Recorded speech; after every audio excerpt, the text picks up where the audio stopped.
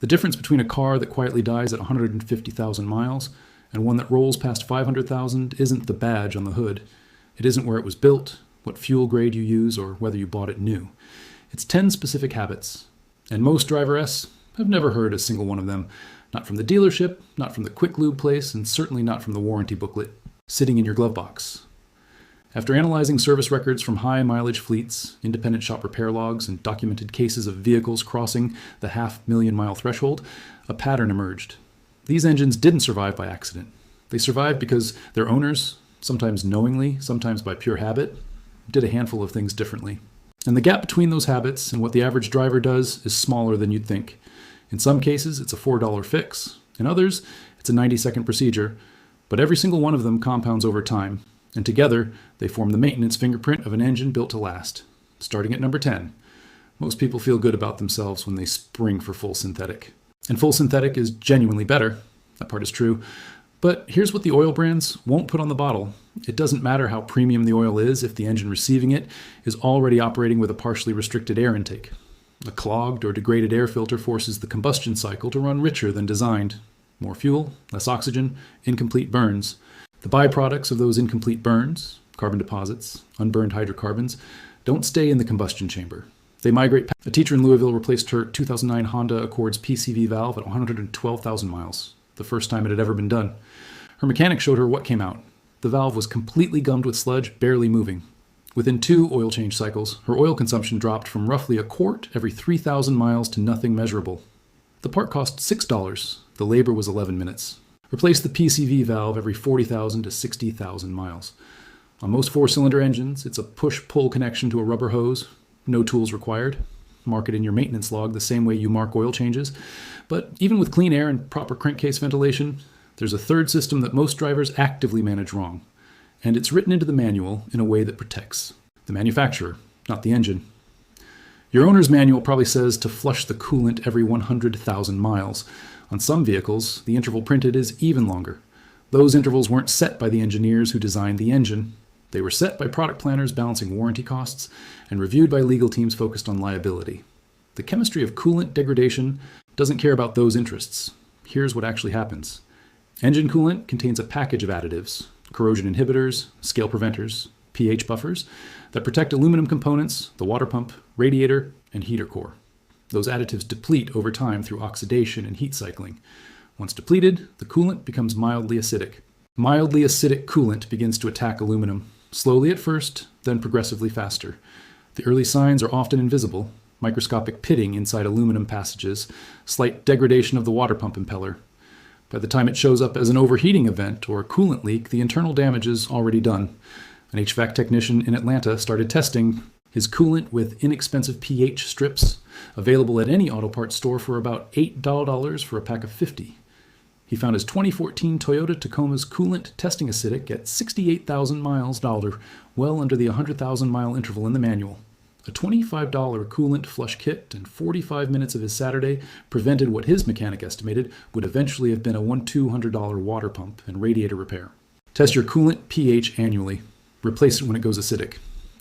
A complete flush on most vehicles costs between $80 and $130 at an independent shop, or $25 to $35 in materials if you do it yourself. Japanese taxi operators running Toyota Crown sedans and older comfort models have documented some of the highest average fleet mileages of any commercial vehicle operation on Earth, consistently, averaging between 600,000 and 750,000 kilometers per unit before engine rebuild. When maintenance researchers looked at what these fleets were doing differently, they expected to find exotic or expensive answers. What they found instead was mundane. The primary differentiator was oil change frequency correlated to operating conditions, not a fixed interval. These fleets change oil based on a rolling calculation. Every 5,000 kilometers under normal urban operation, but every 3,000 to 3,500 kilometers when the vehicle is running significant idle time, which taxis always are. They had recognized something that most American interval charts don't account for. Idle time is hard on oil.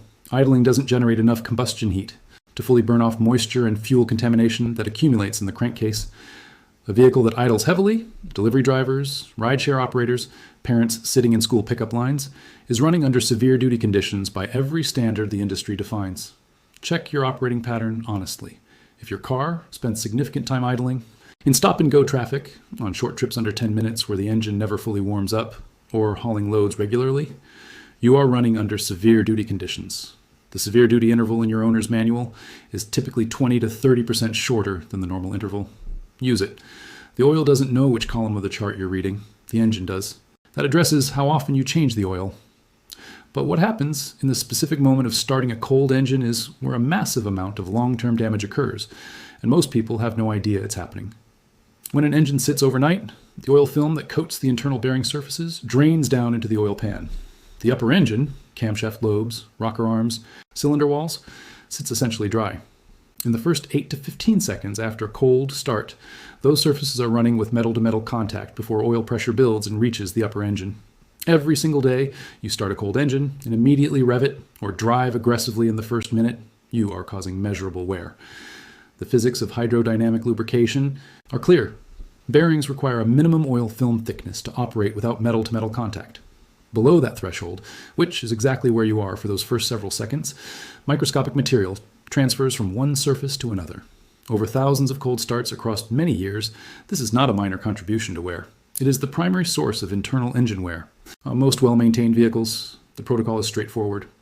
After a cold start, idle for 60 to 90 seconds before driving. Do not rev the engine during this window. Drive gently for the first 2 to 3 minutes. No wide open throttle, no hard acceleration. This allows oil pressure to stabilize and the oil film to reestablish across all bearing surfaces. On vehicles with a cabin temperature gauge, wait until the needle begins to move off the cold peg before demanding any serious power from the engine. A long-haul courier in Denver, running a 2008 Toyota Camry that now sits at 387,000 miles, credits this single habit as the reason his original engine IS is still running without a rebuild. He starts it, lets it idle while he checks his route, then pulls out slowly. Every single morning for 11 years. Every engine is designed to operate within a specific coolant temperature range. For most passenger car engines, that range sits between 195 and 220 degrees Fahrenheit under normal load. Within that range, the engine reaches what engineers call thermal efficiency. The metal has expanded to its designed tolerances, the oil has thinned to its designed viscosity, combustion temperatures are optimal. The thermostat is what maintains that range. And thermostats fail in a specific, insidious way. They don't usually fail stuck closed. That causes immediate overheating and gets noticed fast. They fail stuck slightly open, allowing coolant to circulate before the engine reaches operating temperature. The result is an engine that runs chronically cool, maybe 170 or 180 degrees instead of 205. The temperature gauge might barely move. The car feels fine.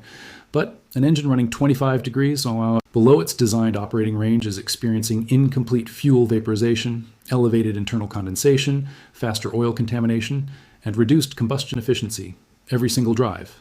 The fix is a new thermostat. On most four-cylinder engines, the part runs between $12 and $28. Labor at an independent shop runs 1 to 2 hours. If your temperature gauge consistently sits lower than it used to, or if it never seems to fully reach the midpoint, test the thermostat. It's one of the cheapest parts on the engine and one of the most consequential when it fails quietly. This is the 90-second procedure that professional engine builders use on competition engines and rebuilt motors before the first start. And there's a version of it that any driver can implement on a stock vehicle with no tools and no mechanical knowledge. Here's what it involves. Before starting a cold engine that has sat for more than 8 hours, turn the ignition key to the on position, not the start position, and hold it there for 5 to 7 seconds.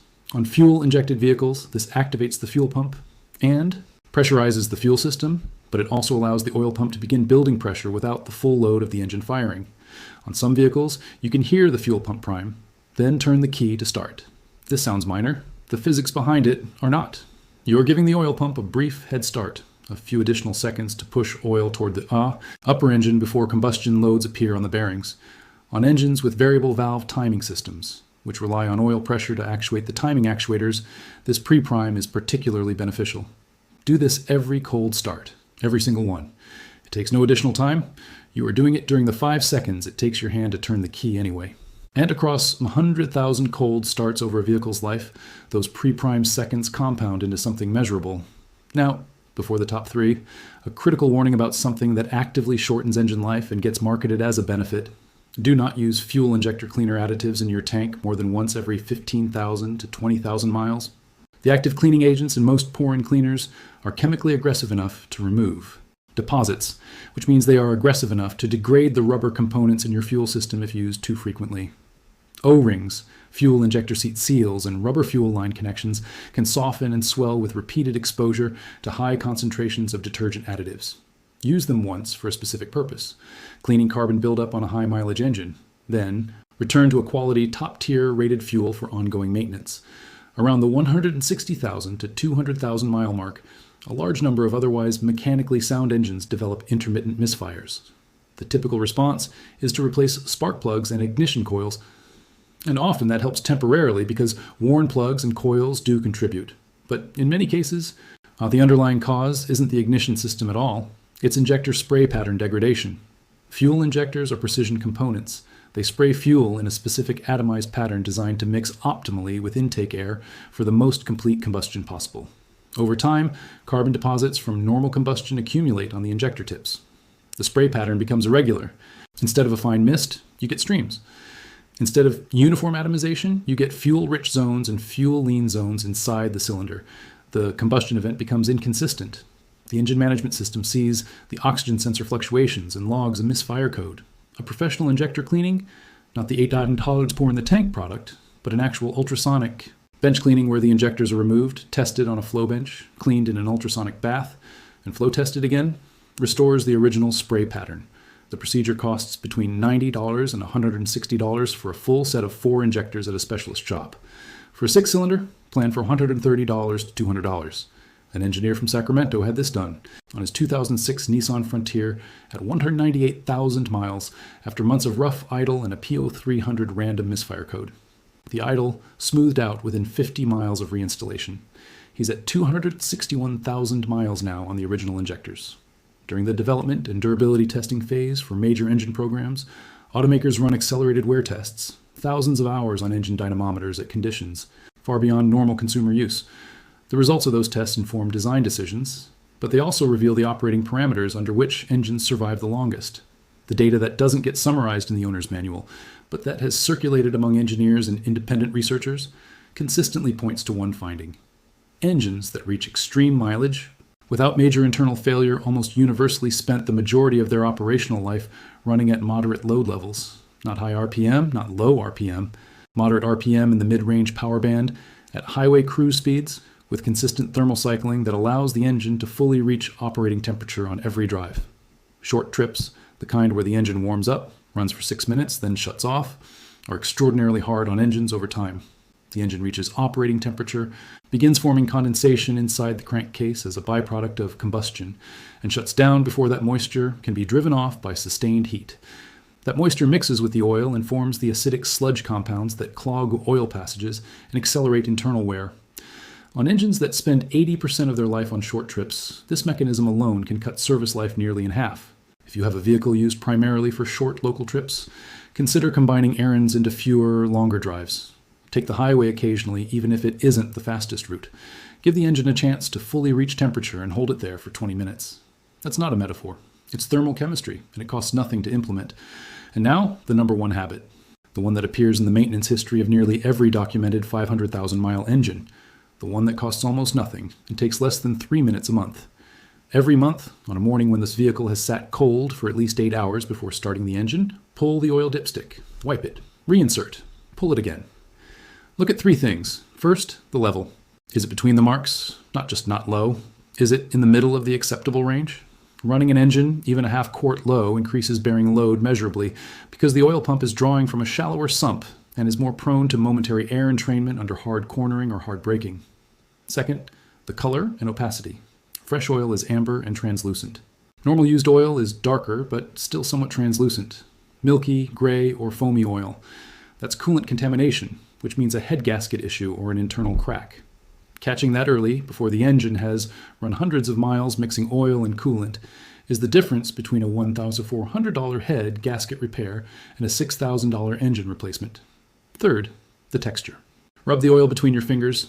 Grit means metal particles. A slightly gritty feel before a scheduled oil change might just mean it's due. But a heavily gritty feel at low mileage means something is wearing internally that you need a mechanic to identify. That's it. 3 observations, 2 minutes once a month. It requires no tools, no mechanical knowledge, and no appointment. It is the single most powerful early warning system available for an engine, and it costs nothing but the habit of doing it. A retired mail carrier in Portland has done this with every vehicle she's owned for 32 years. Her current vehicle, a 2003 Toyota Camry, has 512,000 miles on the original engine. She's replaced the timing belt 3 times, the water pump twice, and the alternator once. The engine has never been opened. She credits 2 things, warm-up time and the monthly dipstick check. Here's the truth about engine longevity that no dealership wants you to internalize. Engines don't fail randomly. They fail predictably at predictable points for predictable reasons. And almost all of those reasons involve something that was detectable and correctable before it became critical. The gap between a car that dies at 150,000 miles and one that reaches 500,000 isn't engineering. It's attention. Your engine is telling you what it needs every single month if you take 2 minutes to listen. The question is whether you'll be paying attention this week, or 3 months from now, when the timing chain is rattling and the estimate starts with a comma. Every mile from here forward is a choice.